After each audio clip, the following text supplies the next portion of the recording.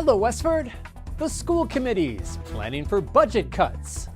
The Community Christmas Chorus members presented their one and only show for the year. And Rabbi Zalman Gurko lit the menorah at the Westford Town Common. I'm Ira Keltz, and it's time for WestfordCAT News.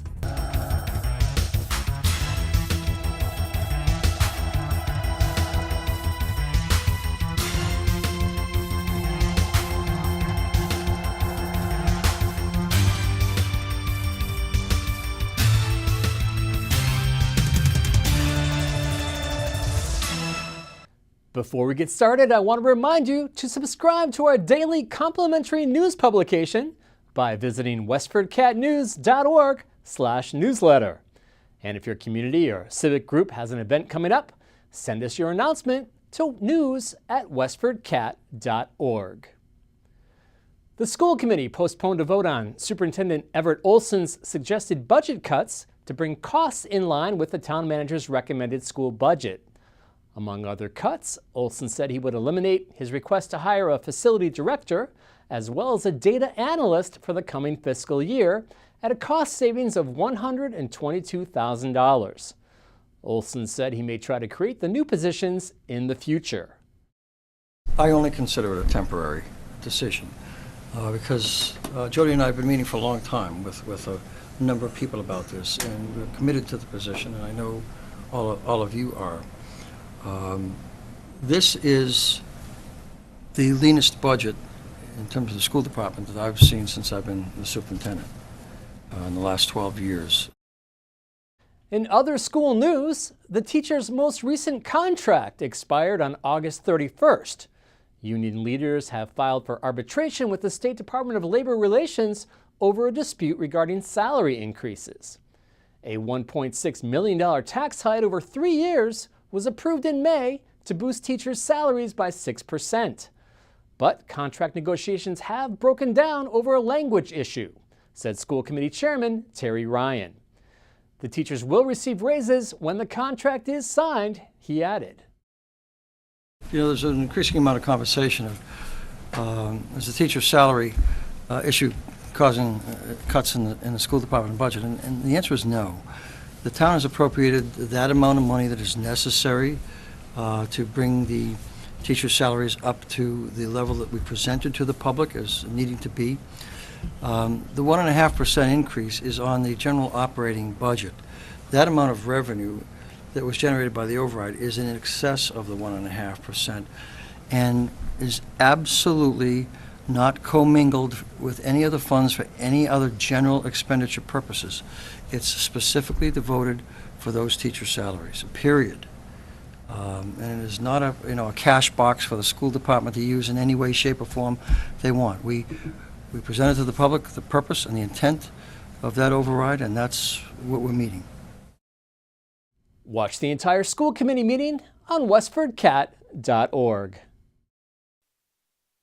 The push for a dog park stalled again at the December 19th Selectmen's meeting, despite Dog Park Task Force co-chairman Edie Fruscione's initial optimism about using an area along Gage Lane.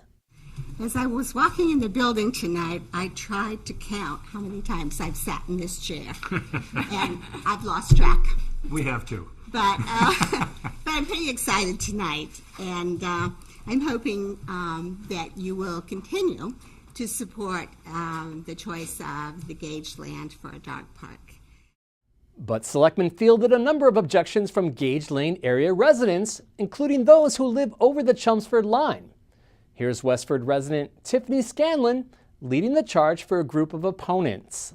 To suggest putting a dog park in the middle of these huge, like 200-foot trees that have been there forever is just really offensive, I think, to most of the neighbors that are here tonight. And if I could just have a raise of hands for everybody that's here who lives in the area and is opposing the dog park, if you could just kind of raise your hands and make yourself known to the committee. So here we have, 1, 2, 3, 4, 5, 6, 7, 8, 9, 10, 11, 12, 13, 14, 15, 16 people that had to find out about this through word of mouth. To which Selectman Mark Koss said, To be honest, I'm kind of getting tired of talking about this dog park. Everybody wants one. No one wants it. It's a NIMBY thing, right?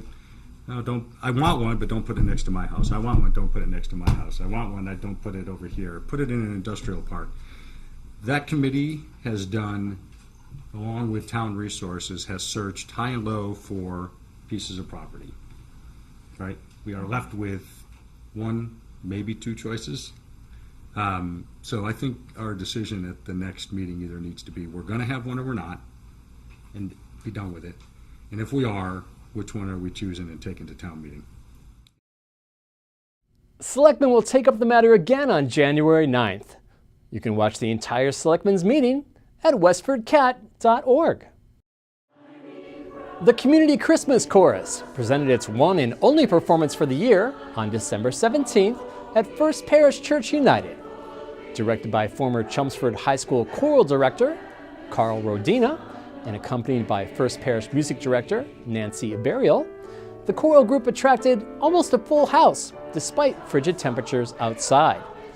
Audience members sang along to classic Christmas carols. The chorus is open to anyone, according to co-founder Jeannie Masterman, who said there are no auditions.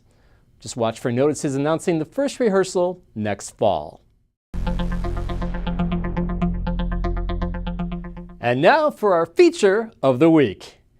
Rabbi Chaim Zalman Gurkow of Chabad Neshoba Valley led a menorah lighting ceremony on December 17th on the town common.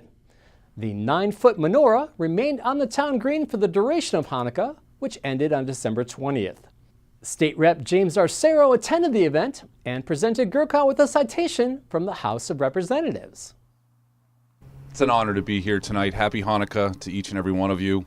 This is a tradition that the rabbi and I have had of not only commemorating Hanukkah here and the menorah lighting here in Westford, but also in the Massachusetts House of Representatives and for the Commonwealth of Massachusetts. So before I read some of the excerpts of the resolution, let me just extend from my family to yours a very warm holiday season, a safe holiday season, a peaceful one, something that we spend with family, especially when there are so many injustices throughout the world, that we make sure that we care very much about our family and make sure that equality perseveres throughout the world. Rekha Sharma's here with a health tip on the benefits of rye. Hi everyone, I'm Rekha Sharma, your Ayurveda practitioner, back with a new health tip for WestfordCAT News. Today I'm going to talk about rye. Rye is a hearty winter grain. It is excellent for weight loss as it binds quickly with water molecules and keep you fuller for longer hours. It reduces cravings and bloating. Rye reduces the bile acid and prevents gallstone, ulcers, and cancer. It is excellent for heart health and postmenopause. It has low calories and helpful in diabetes. Rye flour can be used in breads and cooking. If you have any allergies to rye, please contact your PCP before consuming. I'll be back with a new health tip. Bye for now. The temperatures have been up and down this week. Here's Joe Seppi to tell us what's in store for the Christmas holiday.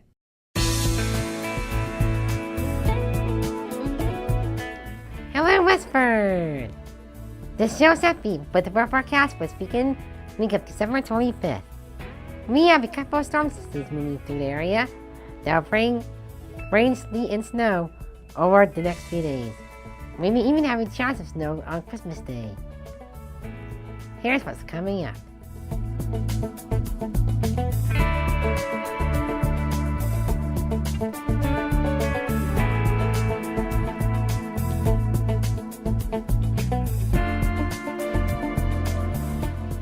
That was your best of weather.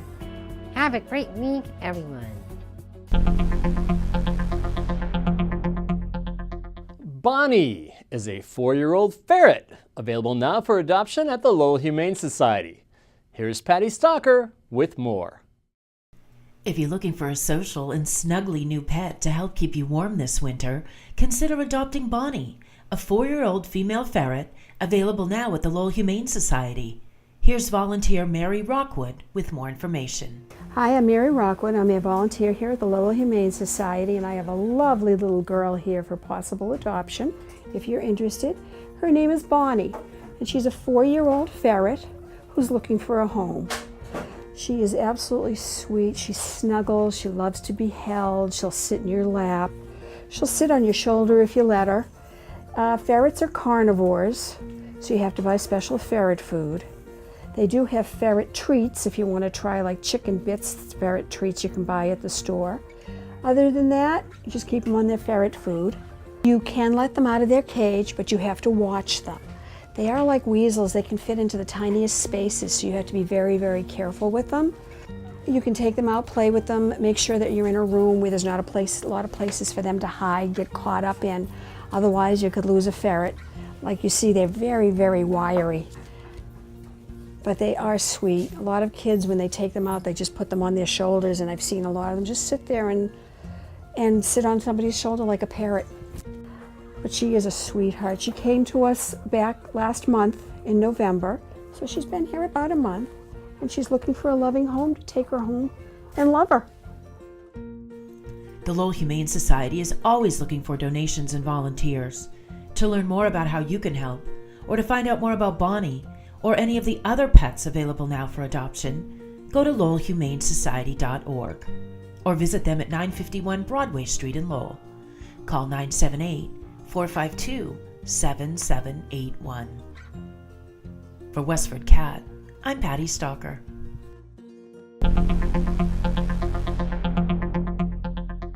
Now, here's our Director of Outreach Marketing, Sarah Fletcher, with suggestions for things to do this week. Thanks, Ira. It's open mic night at the Westford Teen Arts Council on January 5th from 7 to 10 p.m. for student performers and sound technicians in grades 8 through 12. Come and play whether you're a jazz artist, classical player, acoustic strummer, rock and roller, or poetry slammer. This event takes place at the Parish Center for the Arts, 10 Lincoln Street. Admission is $5 per person.